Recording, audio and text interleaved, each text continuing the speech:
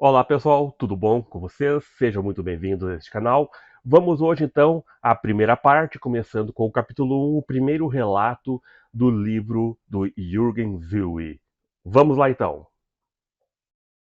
Parte 1, invadindo a próxima dimensão, uma mudança na realidade. O dia em que o mundo mudou. Alemanha, 14 de agosto de 1975. Era algo bem incomum para mim olhar o jardim da minha mãe antes de primeiro lhe dizer olá, em uma das minhas raras visitas. Mas hoje foi diferente. A primeira coisa que notei foi a árvore faia vermelha que minha mãe plantou cerca de 20 anos atrás, quando nos mudamos para esta casa. Não me lembro de ela parecer tão vigorosa, tão cheia de energia. Hoje, ela parecia ter uma presença da qual era difícil ignorar. Carisma pode não ser a palavra certa, mas era o que eu sentia. Não conseguia resistir em me aproximar e tocar o seu caule. Por um segundo, poderia jurar que não tinha mãos quando tentei tocá-la. Elas pareceram se materializar no ar. Minha atenção estava voltada a admirar a força de seu robusto tronco e os novos brotos que estavam nascendo na base de suas raízes. Estava impressionado com sua energia e vitalidade. Como eu nunca havia notado toda essa vida, todo esse poder. Toquei as folhas, a vibração era tal que a força penetrou em meus braços, o que quase me fez retraí-los. Finalmente, me virei e olhei a porta da frente da casa da minha mãe. Minha mente deve ter perdido os poucos passos que dei para chegar lá, embora eu estivesse incrivelmente lúcido e alerta. Mas isso não durou muito.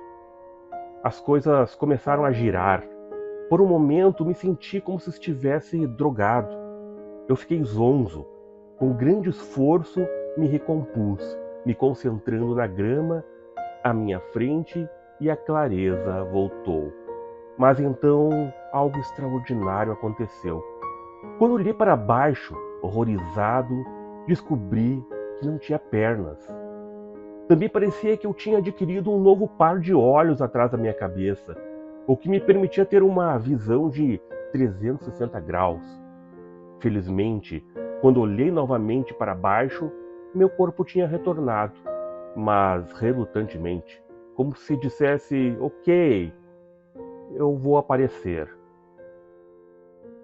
A primeira coisa que a mente faz em tal circunstância é buscar uma explicação racional.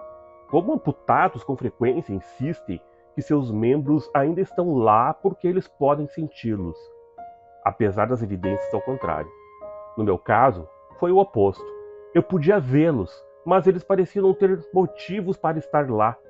Isso e o fato de minha visão melhorada levou minha mente à confusão e pânico. Razão e senso comum desintegrados. Algo muito extraordinário estava acontecendo comigo que eu não podia explicar.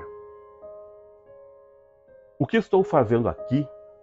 Por que não estou na minha cama, na minha casa, ao lado da minha esposa, 80 milhas longe daqui? Como cheguei aqui? O pânico se intensificava. Como vou voltar? O que todos irão pensar? Como vou explicar para minha mãe quando ela me encontrar aqui às 6 da manhã? Não precisava ter me preocupado. Senti um movimento nos meus ouvidos e de repente eu despertei na minha cama, ao lado da minha esposa. Mas o que foi isso que aconteceu? Segurei a Júlia e a sacudi. Acorda! Você não vai acreditar no que me aconteceu. O que? Ela disse, meia sonolenta e irritada em ser despertada tão rudemente. Acabei de estar em minha cidade natal, eu disse, meio que esperando que ela saltasse e se sentasse me olhando surpresa. Ao invés disso, ela murmurou: Você estava sonhando, volta a dormir. E adormeceu, me deixando em um estado de turbulência. Mesmo no café da manhã, eu não parava de tentar convencê-la. Ela era aberta a todos esses tipos de ideias, mas sobre essa ela parecia cética. Duvidar de sua sanidade é algo duro de se fazer. Em um momento a vida está normal, sem incidentes. Então, de repente, tudo desmorona. Isso é o que as pessoas relatam depois de acidentes graves ou morte súbita. Eu sentia que algo não estava bem na minha cabeça. Talvez algo médico? Fui à livraria depois do almoço e busquei pela seção médica sobre tumores cerebrais. Não havia nada lá que se relacionasse com o que eu senti. Fui então para a prateleira de psicologia, livros sobre sonhos, sobre Freud, mas não havia menção aos meus sintomas. Depois da psicologia, fui para a parapsicologia e para o paranormal. Estava determinado a ir de prateleira em prateleira para encontrar as respostas. Finalmente, li algo sobre doppelgangers e as coisas começaram a se encaixar. Se eu soubesse algo sobre sonhos lúcidos, isso teria me poupado de alguns problemas. Foi somente quando um amigo me indicou a leitura do livro de Castaneda, Separated Reality, aqui no Brasil traduzido como Uma Estranha Realidade, que a ficha começou a lentamente cair. Castaneda descrevia um estado mental que poderia abrir portas para outras dimensões, ou, como ele chamava, uma realidade separada. Li todos os seus livros. O que tinha sido uma experiência preocupante se tornou a maior oportunidade da minha vida. Uma saída do mundano. Uma ruptura das limitações tridimensionais do nosso mundo. A oportunidade, não menos, de entrar em universos paralelos.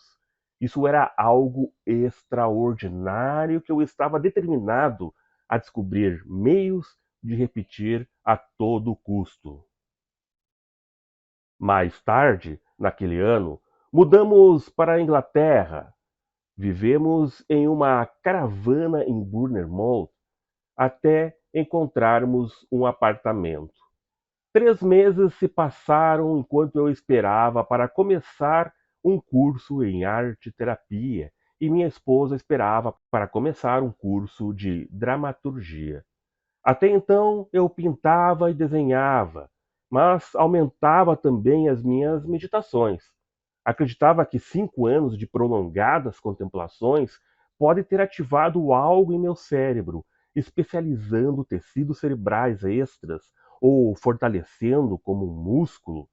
Eu sabia que a meditação tinha tocado um ponto-chave nos meus eventos de sonhos lúcidos, porque eu tinha tido outras experiências estranhas no passado, mas nada como isso. Pensava diariamente sobre o meu evento de realidade separada na Alemanha. Na Inglaterra, a literatura de experiências fora do corpo era mais abundante. Li cada livro que encontrei sobre o assunto, enquanto esperava, desejava, por outra experiência extraordinária e meditava diariamente para fazer a experiência aparecer novamente. Finalmente topei com um livro de Robert Monroe chamado Journeys Out of the Body, em português, Viagens Fora do Corpo, editado pela editora Record. Essa era a ruptura que eu precisava. Tive que esperar mais 4 meses, mas então aconteceu.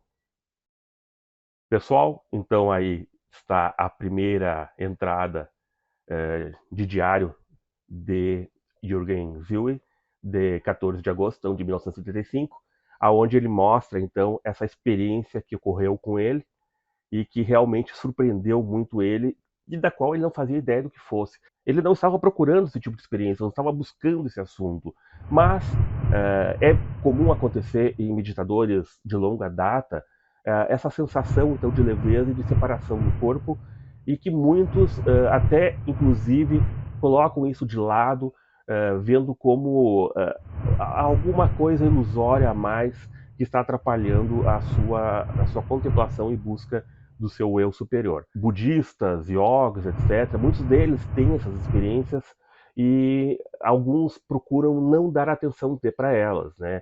Porque CIDs, capacidades psíquicas, etc., são ilusórios também, né?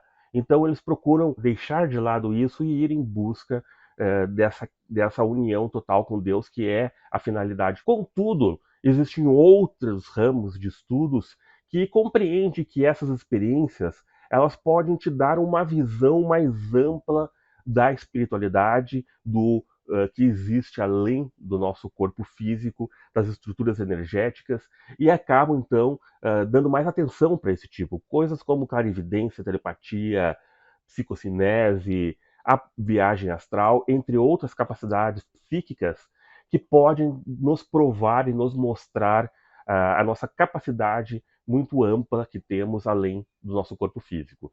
Obviamente que, e esse é um dos perigos que os grandes mestres dizem referente a esse tipo de coisa, que a gente não pode se fixar nisso. Tem muita gente que se deslumbra com esse tipo de fenomenologia e transforma essa fenomenologia no grande objetivo de vida.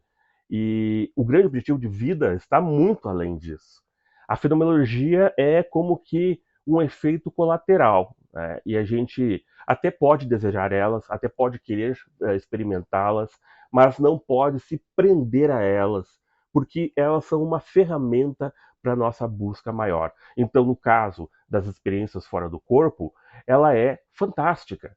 E é muito fácil a pessoa ficar presa nessa fenomenologia. Mas a gente tem que entender que, por essa experiência, através dessa experiência, nós podemos conseguir feitos muito maiores que nos levem à contemplação muito mais profunda em busca dessa união com Deus. Então, é para isso, principalmente, que nós realizamos a viagem astral, né? Obviamente que nesse meio tempo, né, existem muitas coisas para se aprender, vidas que nós vamos levar aprendendo coisas, e esses fenômenos eles serão muito úteis para que nós consigamos seguir esse caminho. Pessoal, este então é o primeiro capítulo. Eu vou fazer sempre breves comentários no final, tá? Porque o mais importante é a leitura do livro e a reflexão de vocês sobre essa leitura. Então, está aí essa primeira parte do livro, esse primeiro capítulo. No próximo vídeo, trago para vocês, então, o segundo capítulo. No próximo vídeo, irei iniciar direto já a partir do segundo capítulo, sem nenhum comentário na frente, sem nem a saudação inicial que eu gosto de fazer. Eu vou iniciar diretamente já no capítulo, para vocês já irem entrando no livro, né? E aí eu deixo o comentário para o final. Um grande abraço, obrigado pela presença de todos, obrigado por estarem apoiando este projeto que eu estou fazendo, apoiando este canal. E, como sempre eu digo, paz profunda acima de tudo. Fiquem com Deus.